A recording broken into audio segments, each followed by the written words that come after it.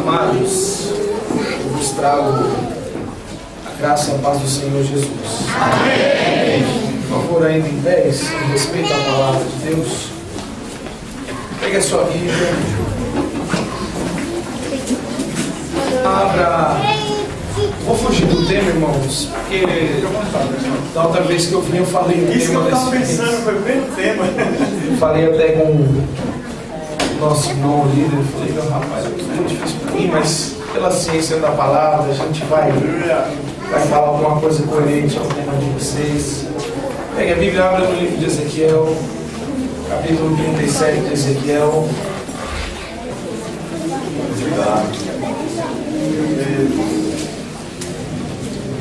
Ezequiel 37, verso 3.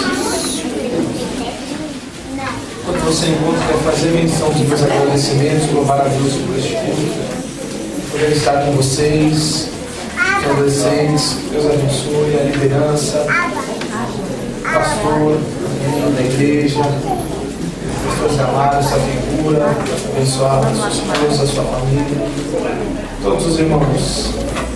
Vamos achar o 37 de Ezequiel, verso 3? Diz assim a palavra: e me disse, filho do homem, poderão viver estes ossos? E eu disse, Senhor Jeová, tu o sabes. Ainda com a tua Bíblia aberta, pega aí o Evangelho de Jesus Cristo, segundo escreveu João, capítulo 11 de João. Capítulo 11, verso 39 de João.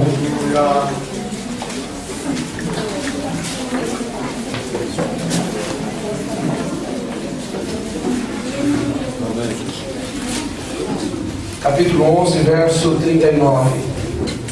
Amém? Amém. Disse Jesus, tirai a pedra. Marta, a irmã do defunto, disse, Senhor, já cheira mal, porque já é de 4 dias, ou é já de 4 dias. Vamos ler todos esse verso no 3? 1, 2, 3. Disse Jesus, tirai a pedra. Marta, irmã do defunto, disse, Senhor, já cheira mal, porque já é de 4 dias. Pode tomar o seu assento.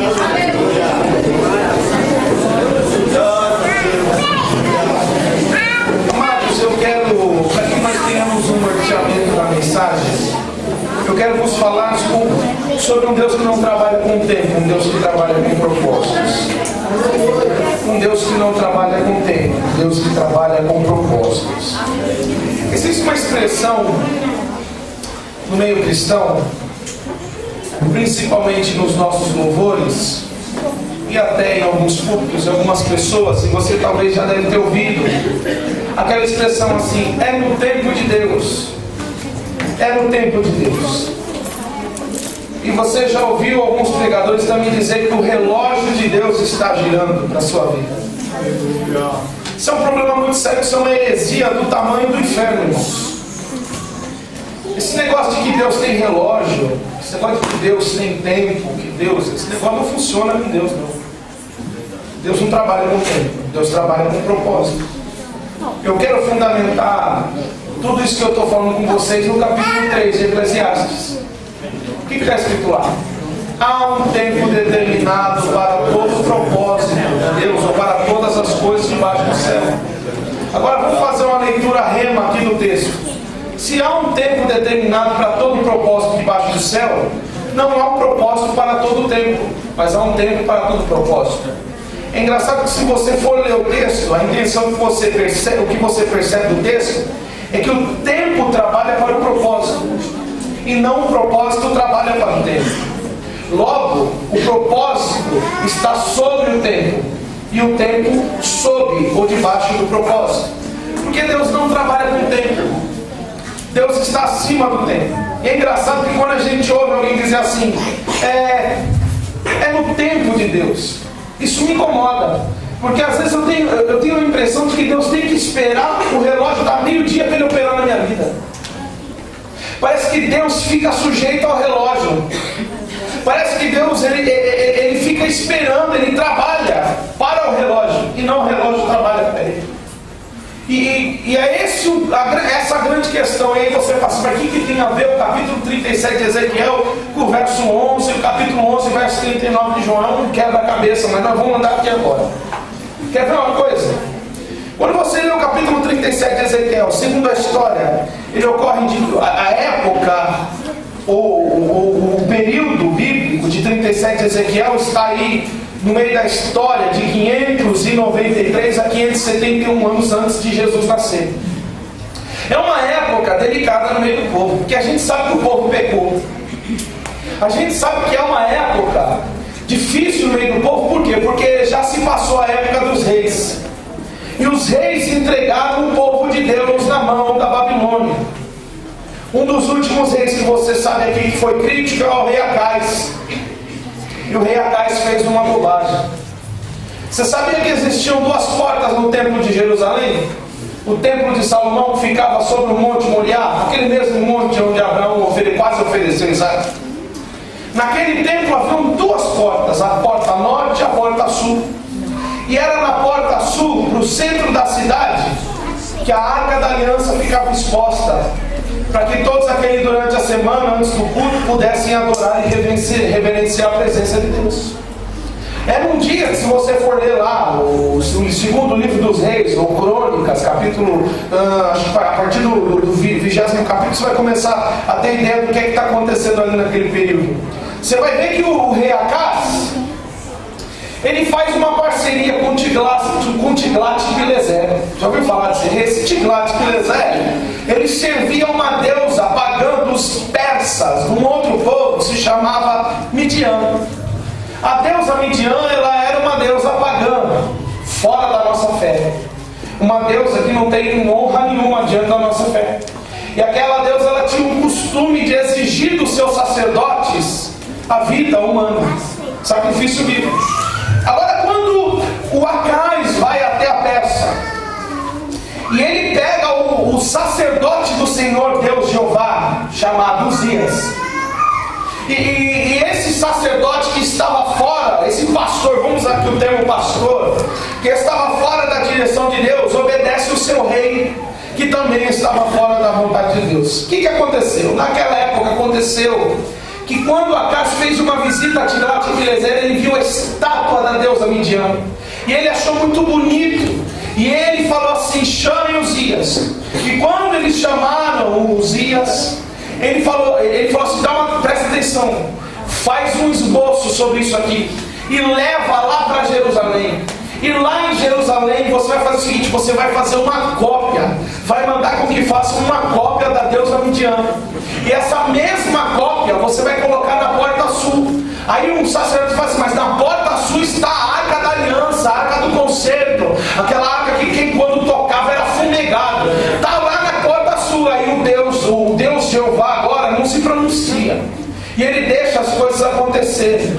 E ali, quando você percebe que a história está acontecendo, ele faz a estátua. E ele pede, e ele ordena para que o sacerdote, que o pastor do templo, pegue a estátua da deusa Midian e coloque no lugar da Arca da Aliança. E aí o sacerdote fala assim, o que a gente faz com a Arca da Aliança? A Arca da Aliança você coloca ela lá no fundo da igreja, na porta norte, onde ninguém pode ver.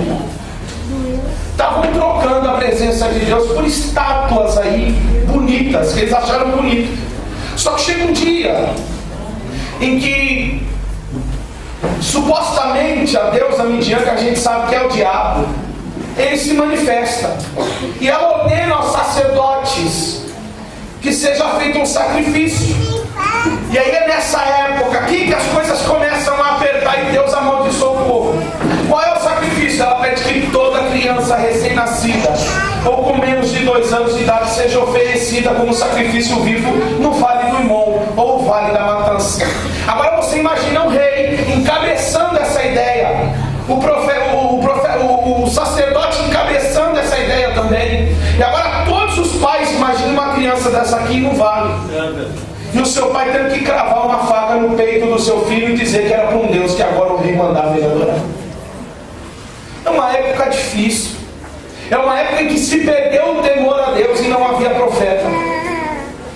Mas nessa época, onde não se havia profeta com nome, é uma época em que os deuses começam a tomar espaço na sociedade hebreia, ou na sociedade do povo de Deus, Israel.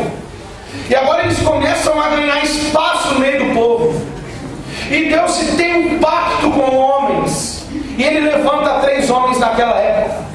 E é nessa época aqui que tudo isso começa a acontecer, que nasce uma fraqueza no meio do povo. E a gente sabe que tem um cara na Bíblia chamado Nabucodonosor.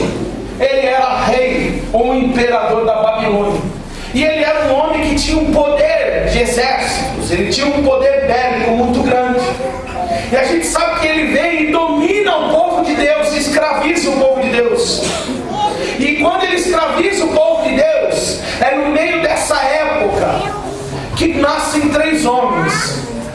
E 3 homens são criados debaixo da vontade de Deus. E 3 moços são criados. Primeiro nasce Daniel, depois nasce Jeremias, e em terceiro nasce Ezequiel. 3 profetas para uma geração. É a única época da Bíblia em que existiam 3 profetas contemporâneos. Quando você observa na Bíblia, você está sempre vendo que existe um, existe outro. Agora, quando existem os outros 3.000, e todos aqueles que Elias viu, mas ninguém sabe qual era o nome deles. Mas é a única situação bíblica em que 3 profetas profetizam ao mesmo tempo. E agora você vai ver que é justamente quando o Jeremias, que é um dos remanescentes, qual foi a estratégia da Babilônia? A gente entra lá no meio do povo. Quando a gente entrar lá no meio do povo, a gente manda homens, pessoas do sexo masculino, e eles vão ter relações com as mulheres. E daí vai nascer um novo povo. E quando esse novo povo nascer, ele já é místico, ele já não é mais uma raça pura, ele já está misturado. E a gente vai pegar os homens. O que a gente faz com os homens? Pega os homens e leva para a Babilônia. E os filhos mais velhos? Pega eles e leva para a Babilônia. Agora, as meninas, as mulheres e as crianças pequenas a gente deixa lá. E é nessa época em que Deus cria uma estratégia de restauração. E aí Deus pega e levanta um homem que conseguiu escapar do exílio babilônico chamado Jeremias. Tanto que quando você vê que a casa está matando, a casa está fazendo com que os pais matem os seus filhos, a gente lembra de um texto lindo, aonde Jeremias recebe uma revelação de Deus. Deus diz assim: vá à casa do oleiro, e lá eu vou falar com você. É nessa época. Por quê? Porque segundo os historiadores, a casa do oleiro ficava do lado do Vale da Matança, do Vale do Irmão, onde eram sacrificados. E é justamente ali que Deus mostra que nós somos vasos e toda aquela coisa toda, que a gente sabe como é que é. E é nessa época também que a gente vê Sadraque, Mesaque e Abednego restaurando a fé perante Deus, jogados na fornalha. Só que o problema é que esse tipo de assunto não estava chegando para o povo que estava com Jeremias, que fugiu da Babilônia. Isso estava acontecendo na Babilônia. Agora aqui em Jerusalém ninguém sabia. Então Deus começou a falar através de Jeremias em Jerusalém, para que a voz dele chegasse. E lá no pico, lá no cume, lá na alta cúpula, Deus usava um moço que sabia falar, que o nome dele era Daniel. Mas pelo Deus dele, ele foi jogado na cova. Mas eu li um texto aqui de alguém que não é nem Daniel nem Jeremias. A gente leu sobre Ezequiel. E por que eu gosto mais de Ezequiel do que de Jeremias e de Daniel? Eu gosto de Ezequiel porque Ezequiel não tinha perspectiva de vida. Eu gosto de Ezequiel porque Ezequiel nasceu escravo lá na Babilônia. Eu gosto de Ezequiel porque Ezequiel é nascido da Babilônia, nascido na escravatura. Ele não teve oportunidade de ser profeta para a sua terra, ele já era profeta dentro da Babilônia. Mas é engraçado que enquanto para Ezequiel, enquanto para Jeremias é dada uma palavra de juízo, enquanto para Daniel é dada uma palavra futura, escatológica do arrebatamento, para Ezequiel, que era alguém que não tinha esperança, é dada uma palavra de restauração. É alguém, mas é muito contradizente isso. Alguém que não tem esperança de futuro, alguém que não tem esperança de cursar uma faculdade, um menino assim, adolescente igual vocês, é igual vocês mesmos, um adolescente assim que não tinha a oportunidade de cantar num congresso. É esse moço aí que um dia você vê Deus virando ele de cabeça para baixo e fala assim: levanta-te e eu vou falar com você. Presta atenção no que eu vou te dizer. Eu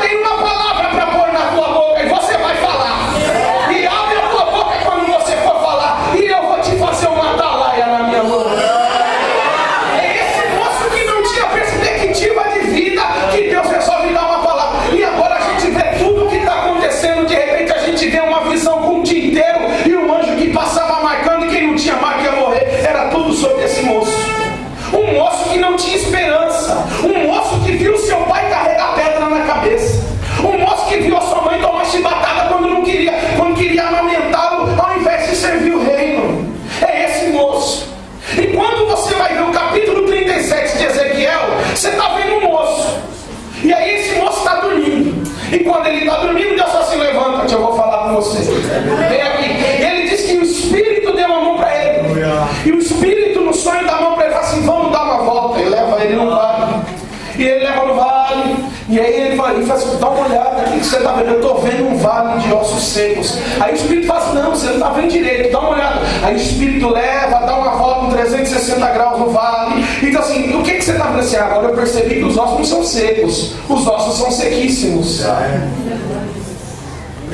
E aí agora eu pego um problema dos pregadores quando interpretam esse texto aqui. Porque justamente eu posso pegar esse verso aqui, que é justamente onde a gente erra. Que é justamente onde a gente adora Ezequiel e esquece que Ezequiel está tão errado quanto os outros. Porque a gente sabe o seguinte, quem era pobre na antiga época era jogado no vale. E quem era rico era enterrado em cova. Cova era sinal de cemitério. Onde que foram colocar Daniel? Na cova dos leões. E leão vivia em cova. Leão não vivia em cova, mas colocaram os leões lá justamente para matar Daniel.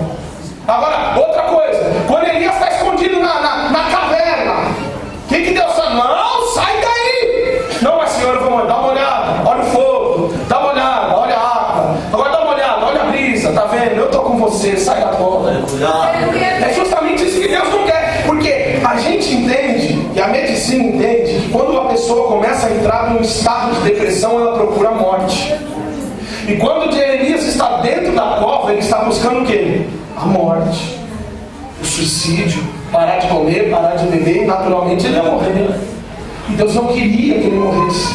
Assim, tem muitos milhares de homens que ainda não se dobraram. Vai com eles, eles vão te ajudar. Agora Deus arranca eles lá. Você percebeu? Agora, dá para notar qual que era a situação financeira do povo. Qual que era a situação financeira? Quando Ezequiel não sabe quem é aquele povo, Deus fala assim, esse povo é todo Israel. Esse povo aqui é todo, esses ossos aqui são todos o do meu povo. Ou seja, se ninguém estava sendo enterrado em cova, é porque ninguém tinha dinheiro para pagar nem o seu enterro. Então quando você vê que os ossos estavam lá, primeiro você vê uma coisa. Qual é essa coisa? A situação econômica do povo de Deus. Ninguém ali tinha dinheiro para ofertar, ninguém tinha dinheiro para dizimar, e ninguém tinha dinheiro para sobreviver ou fugir dali de alguma forma. O fim da vida deles era ser lançado no vale. O vale era o cemitério de gente pobre. O vale era o cemitério de gente miserável e escrava. Agora, Ezequiel sabia disso. Agora vamos ler o texto de novo. Quando Deus olha para Daniel e fala assim, Ezequiel, poderiam esses ossos reviver? Aí ele afeta a cultura de Ezequiel. Por quê? Por quê? Porque naquela época as doutrinas ou os costumes, por exemplo, nós da Assembleia de Deus usamos terno e gravata. Os pregadores não podem subir no púlpito sem terno e gravata. Mas existem instituições ou denominações que o pregador não precisa estar de terno e gravata. Por exemplo, a Igreja Católica, onde o padre usa outro adorno. Isso daí é o quê? Isso aí é uso e costume, mas isso não é doutrina bíblica. Isso é uso e costume. Isso aqui é cultura nossa que faz preservar a nossa santidade. Embora hoje, e a gente sabe que antigamente o pregador não podia ter corte no terno, não podia. Debaixo da camisa branca tinha que ter uma regata, e o corte não podia ter corte, tinha que estar sempre com o terno fechado, não podia abrir o terno. Amém, senhores? Ou eu estou exagerando? Isso é a verdade. Minha avó tem 32 anos, ela conta isso na época que ela ia para a igreja do Vila Olinda e ela pisava no barro, mas diz que quando entrava na Santa Ceia, irmão, era crente fulano de tudo mais. E cego ouvia, e surdo ouvia, e o mundo falava, era uma coisa. Porque o povo não queria mostrar o seu corpo, o povo queria mostrar o louvor a Deus. É uma coisa que a gente perdeu muito isso. A gente às vezes tem que fechar o olho porque existem umas moças dentro da igreja que não tem vergonha na cara de usar as roupas que usam. É umas coisas bem difíceis, mas isso aí são costumes nossos que preservam. Só que eles, naquela época, criaram um costume novo. Eles criaram um costume e colocaram aquele costume no nome de Deus.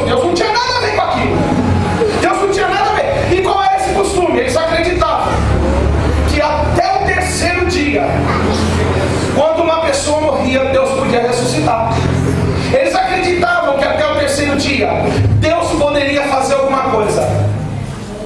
Passou do terceiro dia, nem Deus descendo do céu podia ressuscitar alguém. Agora vamos reformular o texto. Quando Deus olha para Ezequiel, que conhecia esse ditado e sabia que isso era para eles isso era uma verdade, Deus fala assim: poderiam esses ossos reviverem? Aí ele não fala assim: tu sabes, Senhor, com cheio de fé, não. Ele se amedronta e diz assim: o Senhor sabe. Ele diz assim: sei de nada, porque para mim já está perdida a situação. Essa é a interpretação correta do texto.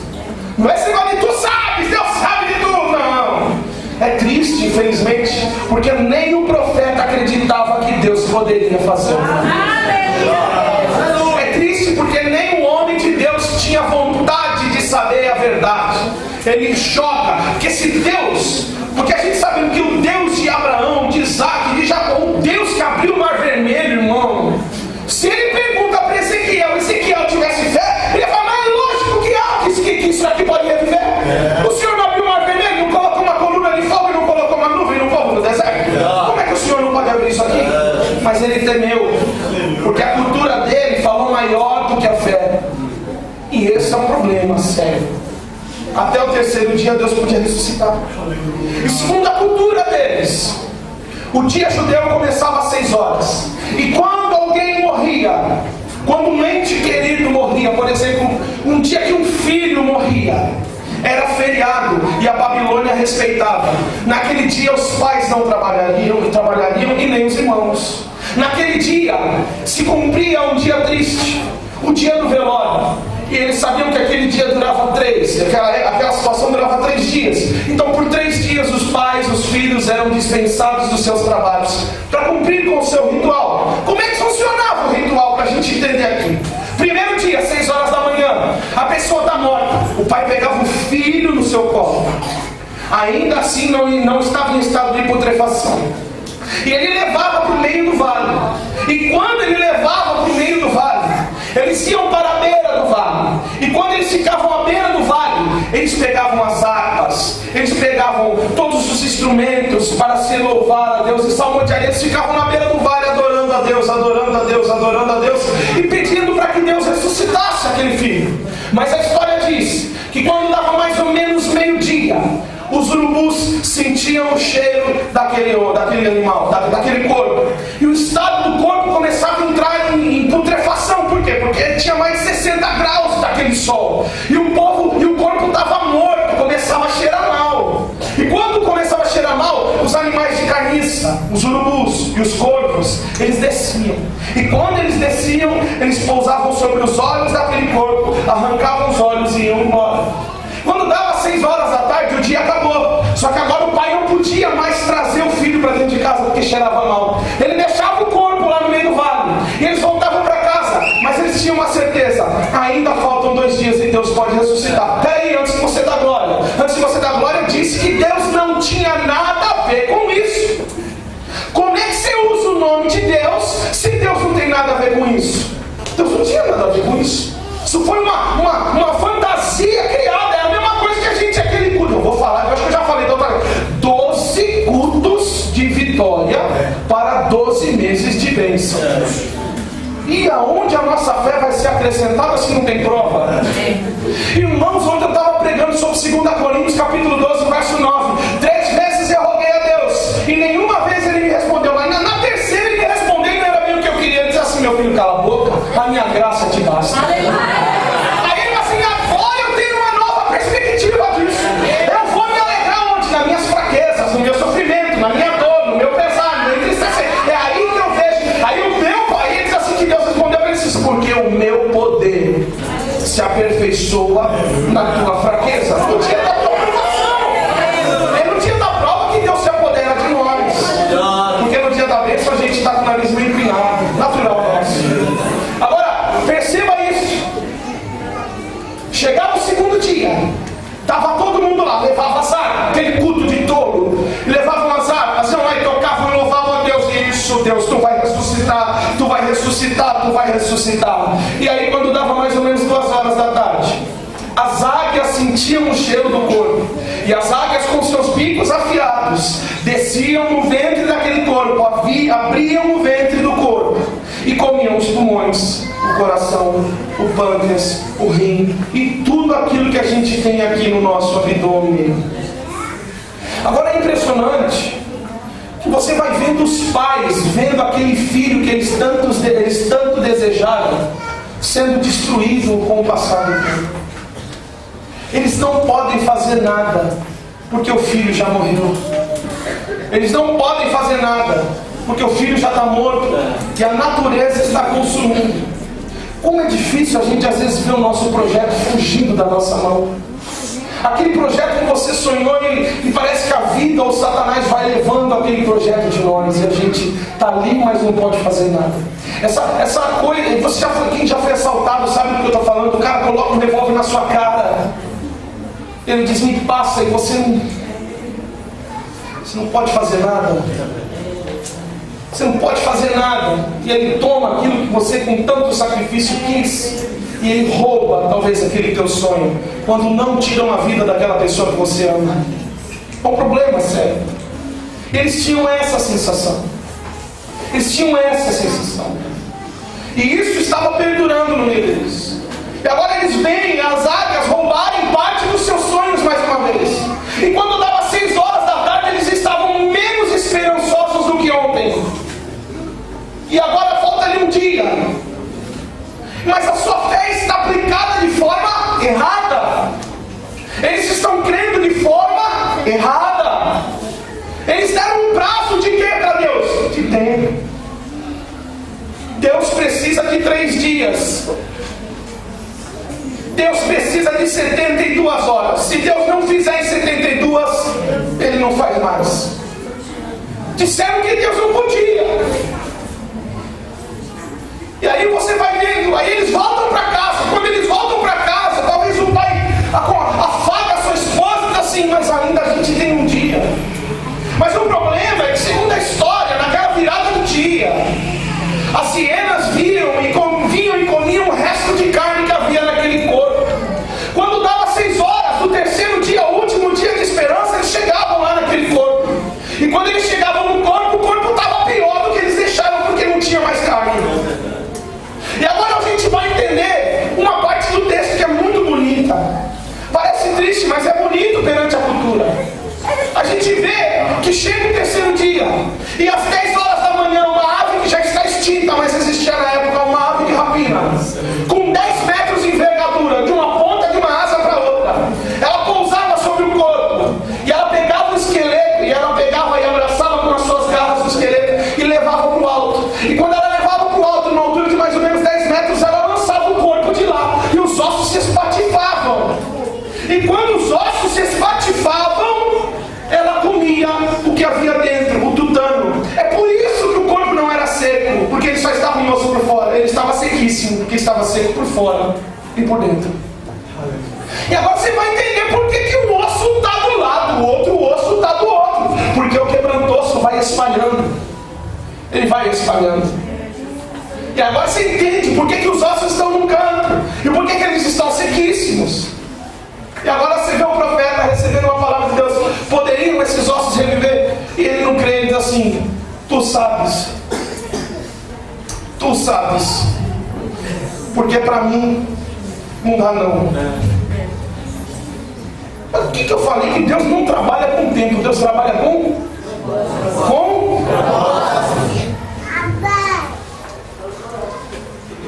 570 anos depois. 570 anos depois, a maior das promessas se revela. Um homem que é revelado no capítulo 53 de Isaías, que não tinha beleza, não tinha formosura, está pisando sobre a terra. Aleluia. Foi aqui, ó. Só. Um homem que não tinha beleza e não tinha formosura está pisando na terra. Qual é o nome dele? Jesus. Jesus, segundo o que Paulo nos explica, ele é a balança de ponderação. Ele é a justiça perfeita. O que é que João escreve na primeira epístola? Ele era o verbo. E o verbo esteve com Deus. E o verbo habitou entre nós. E o verbo se fez carne e ao terceiro dia ele ressuscitou. E o Verbo estava conosco. Agora você vai ver o que está acontecendo com tudo isso. Jesus pisa na terra. E quando ele está na terra, não havia ninguém que pudesse falar a palavra de Deus, porque todos estavam tomados de iniquidade. E o que é iniquidade? Iniquidade é o pecado programado. Você faz, você peca de propósito. Você tem tempo para maquinar aquilo. E ele é alguém santo. E ele está na terra. E quando você vai vendo isso aí acontecer, você começa a ficar olhando e passa para prestar atenção na história. Você vê que ele era um menino diferente. Era um menino que era apegado ao quê? A palavra do seu pai. Era um menino que não ficava dando chance para pitonisa, para fofoqueira, para caluniadora, para bruxa, para macumbeira. Não. Está escrito? Tá. Não tá? Então não serve.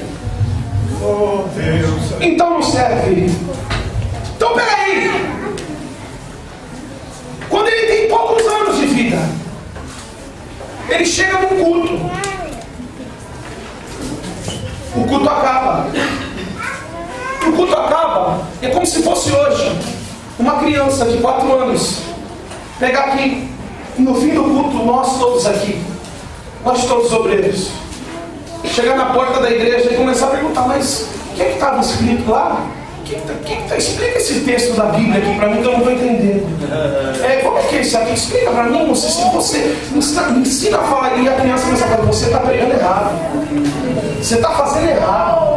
O texto não quer dizer isso, o texto quer dizer aquilo. Não, porque e começava a falar. E falar. Aí esquecem ele lá. E quando ele volta, o sacerdote fala assim: meu filho é meio diferente. Seu filho é meio diferente. Mas não, ele é diferente. Aí um dia ele começa a quebrar alguns paradigmas, algumas histórias. Aí um dia ele cresce. Quando ele faz 30 anos de idade, ele fala assim: mãe, é o seguinte, agora eu vou fazer a vontade do meu pai. Eu vou pregar. E como é? Não, vou pregar. Vou passar 40 dias e 40 noites no deserto. Eu vou voltar pingando azeite. E quando eu voltar, se prepara, porque a terra vai ser abalada. Se prepara. E quando ele vai, ele está voltando. Quando ele volta, ele já entra numa sinagoga.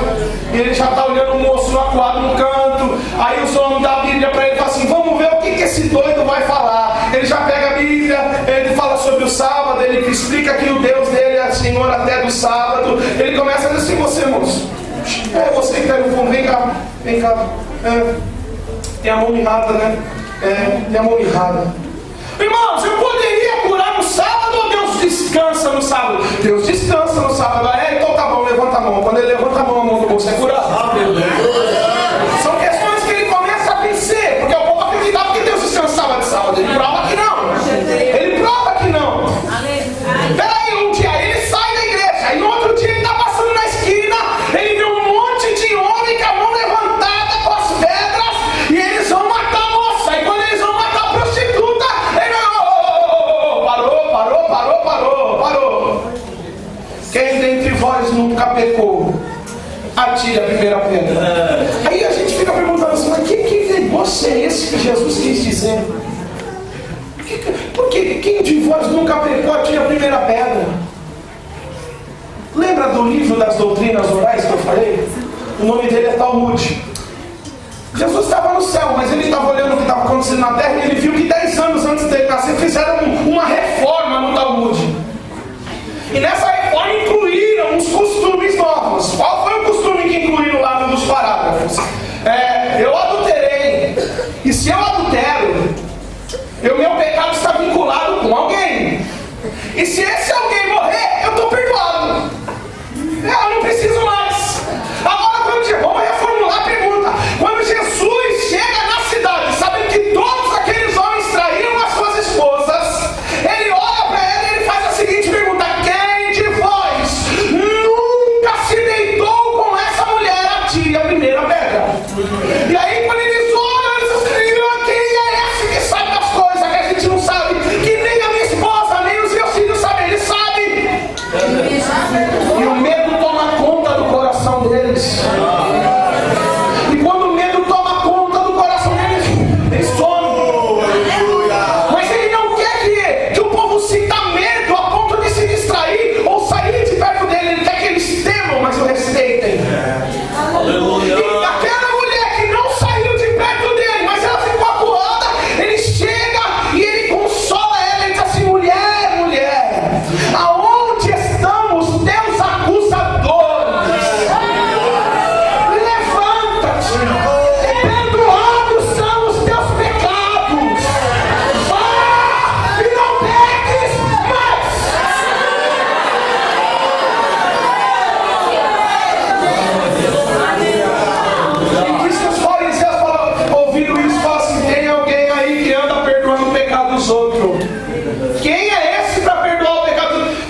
que ele vai falar amanhã lá no cantinho da cidade. Vamos lá todo mundo. Ele está falando.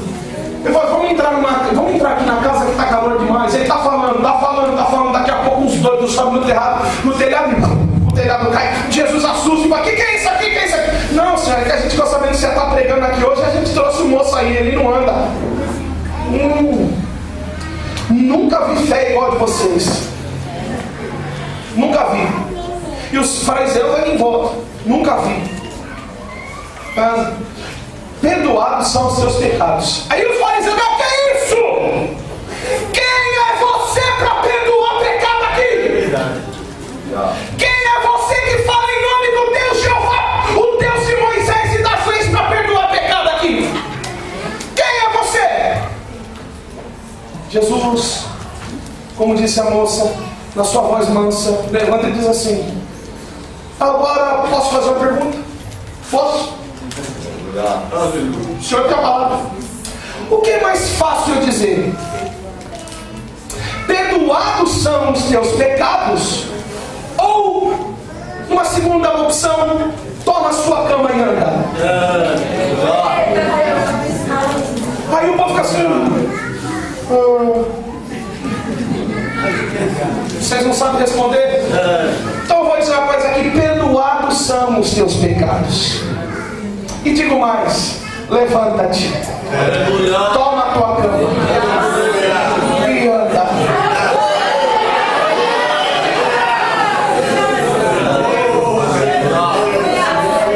Porque para Deus não há impossível. E ele começa a andar pela cidade. E agora todo mundo está sabendo que o homem de Nazaré está andando por aí. E um dia ele pela multidão, apertar ele fala assim: vamos para o bar. Ele, Tiago, João e os outros não. Vai todo mundo para o bar. E ele fala assim: eu vou dormir.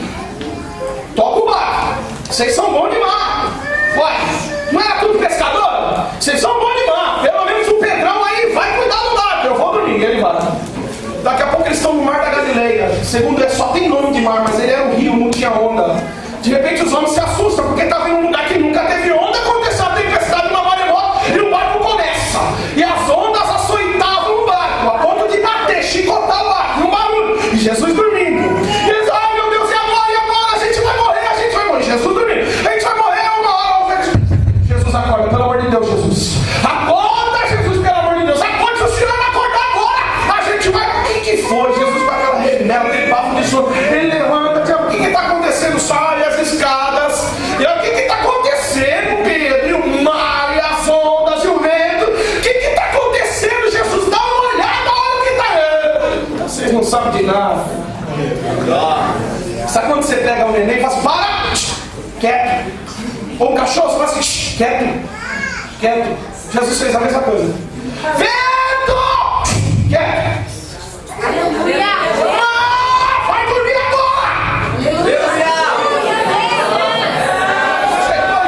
Desceu pro fundo do barco de novo. Aí eu disse assim: assim: e quem é esse? Que até o vento e o mar não obedecem.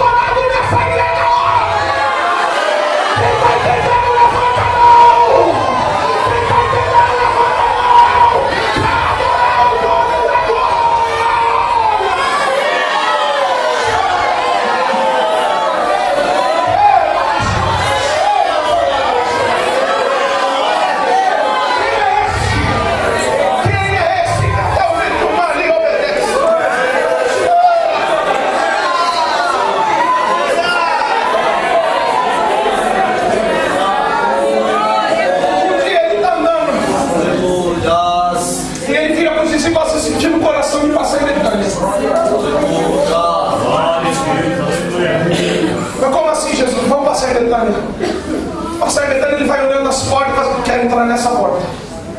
Nessa porta. Abre a porta.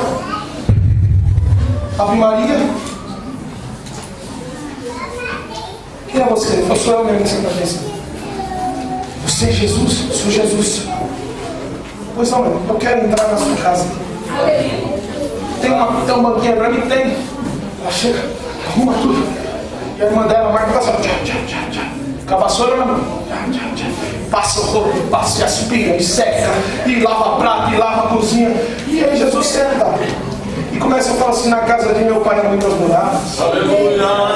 Ah, não se preocupe com essas coisas, naquele lugar não vai ter dor, não vai ter pesar, não vai ter nada, você não vai ter tristeza, inveja, não vai ter nada. E a Maria vai ouvindo. A Maria vai ouvindo, e o coração da Maria vai enchendo. Aleluia! Nossa, que palavra, eu nunca ouvi isso.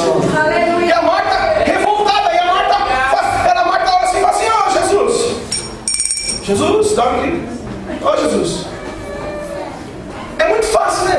O senhor entra aqui na minha casa, pega a minha irmã que estava me ajudando a lavar, limpar, colocar a casa em ordem. Daqui a pouco vai dar meio-dia, o povo vai vir para almoçar. Ele olha bem para ela assim e fala assim, Marta, você está atrelada às coisas demais nessa terra.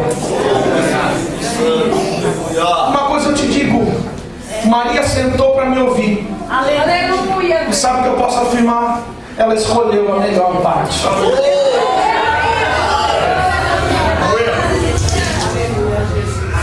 Jesus sai. Um dia ele está em Belém. Hoje eu vou sentar aqui. Sentou um monte de gente rica, os políticos, os pecadores, sentou os discípulos, todo mundo lá.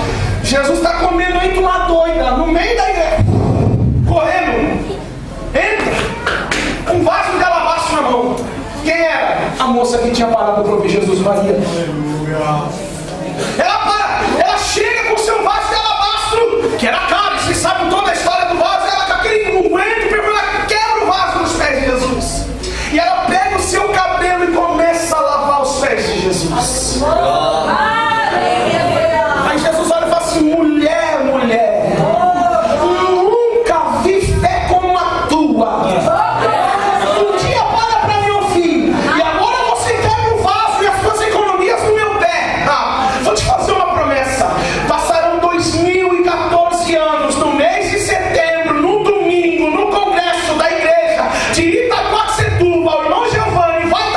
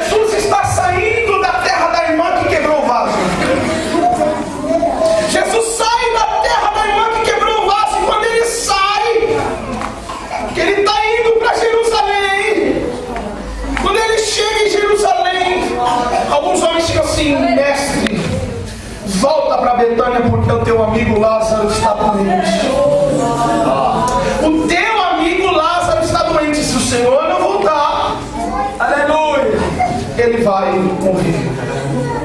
Jesus falou, tá bom, beleza. Daqui a pouco chega o dízimo, Tomé diz assim, mas Senhor, a gente acabou de voltar de lá. E a bagunça que o Senhor deixou lá curando esse monte de gente, o povo quer matar nós. Ele falou assim, meu filho, eu fiz isso de dia. Agora quando a gente voltar, a gente vai voltar de noite. Porque de noite ninguém vai achar a gente. Beleza? Glória. Mas aí, irmãos, eu vou fazer um cálculo bobo aqui com vocês. Jerusalém, se você pegar o verso de número 18, estava a 15 estádios. Quantos são 15 estádios? 2.275 metros. Aí eu fui pesquisar e eu fui descobrir que o ser humano caminha de 5 a 6 quilômetros por hora. Agora, se você pegar essa fração e se Jesus tivesse saído naquela hora para Betânia, em 6 horas e meia ele estava lá. Dava tempo de curar Lázaro ou não dava? Era menos de um dia. Menos de 24 horas. Ou menos de 12 horas, que era um dia curricular dos judeus. Mas aí Jesus enrola.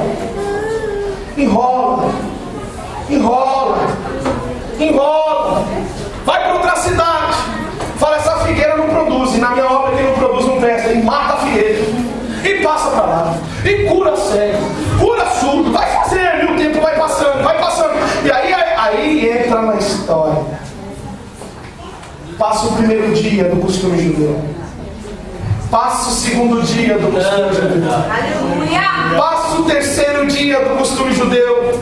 Quando chega no terceiro dia, nas últimas horas, Jesus olha para o relógio e fala assim, a esperança dele está acabando exatamente agora. Acabou. Agora a gente vai.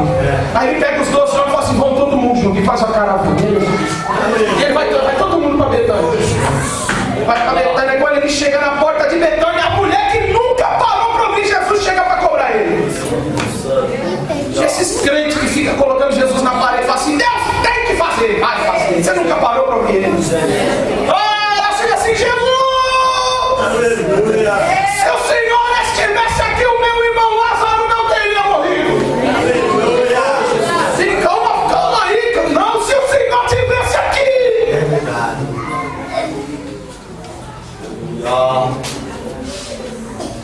Mas, meu Deus, se creres, verás a glória de Deus. Não, eu sei que é o seu irmão, mas deixa eu explicar uma coisa. O seu irmão há de ressuscitar. Vai, eu sei que ela começa a dar uma lição de escatologia em Jesus. Eu sei porque o profeta Daniel foi revelado que naquele dia todo corpo ressuscitará. Primeiro os mortos, depois a gente. Mas não é isso. Não é isso. Quando eu estava explicando as coisas, você não parou para me ouvir. E agora eu não tenho tempo para ouvir você. Aí Jesus grita, Marta, aonde está Maria?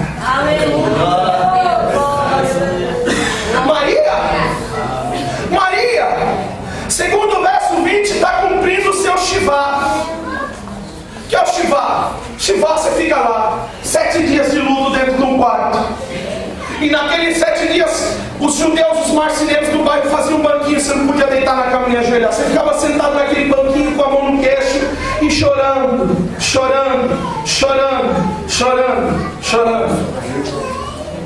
Deus fala, onde está Maria? Maria está trancada no quarto, entrando em depressão.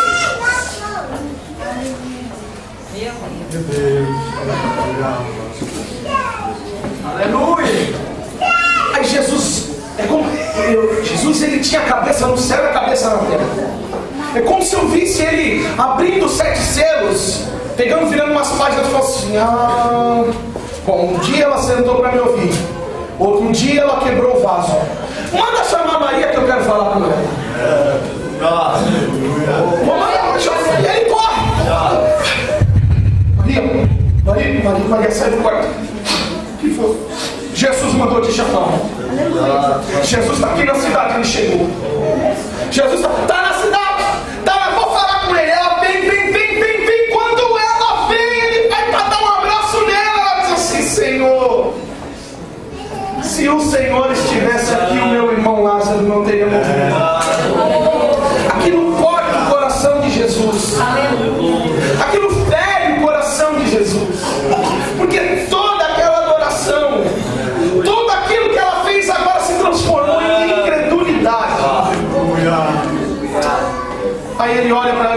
Mas, se você crê, ainda hoje você vai ver a glória. Só que para ela, que tinha depósito lá no passado, ele reage diferente. Ele não pede para ela sair da frente, ele fala assim: aonde está o morto? Outras palavras, aonde está o problema que te faz chorar? Lembra aquelas campanhas que vocês fizeram? Vocês achavam que não ia resolver nada? Do marido que está perdido, do filho que saiu, da mocidade que não é batizada com o Espírito Santo? Está escrito, está gravado. E quando ele entra na nossa Betânia e ele chama a gente pelo nome, ele fala assim: aonde está você? Você vem e fala assim: eu ainda estou aqui na igreja, não arredei o pé, estou no mesmo lugar, estou com um pouco menos de fé, mas ainda estou aqui e ainda a minha memória não falhou. O Senhor ainda lembra. Lembra dos projetos que Deus te fez e você passou 3 dias e você já esqueceu, não lembra mais? Ei. Aleluia.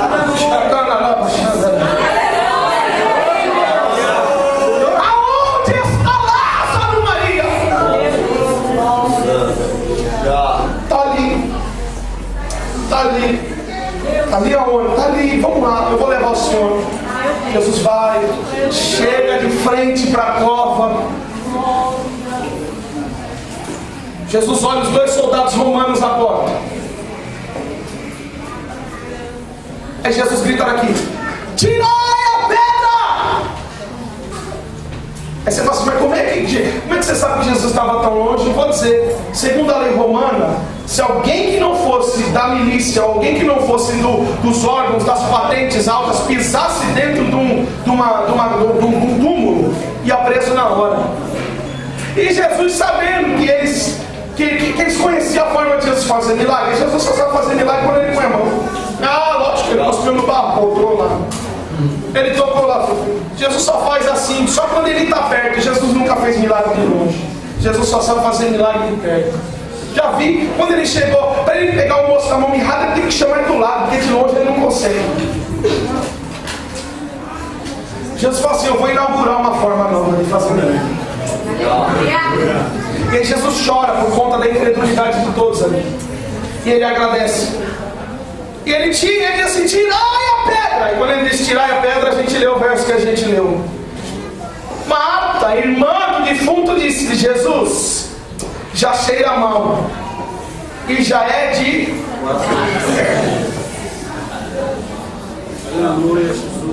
E eu disse que Jesus não trabalha com tempo. Jesus trabalha com... Vai um glória isso aí.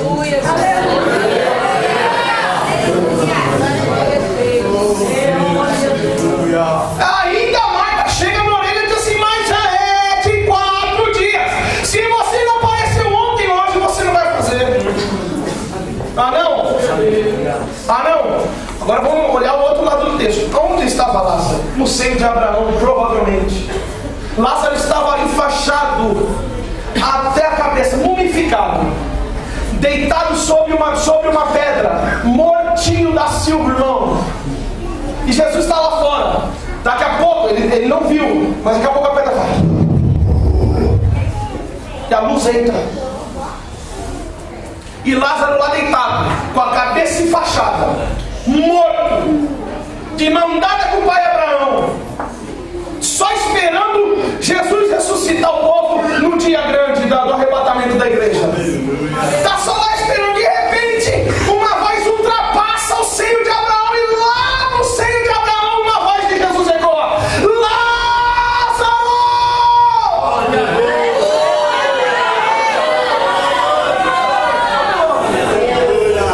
Eu imagino que Abraão fala assim: filho, volta para lá, porque eu ouvi essa voz um dia lá no Monte Moriá. E tem coisa boa vindo para você. Volta para lá!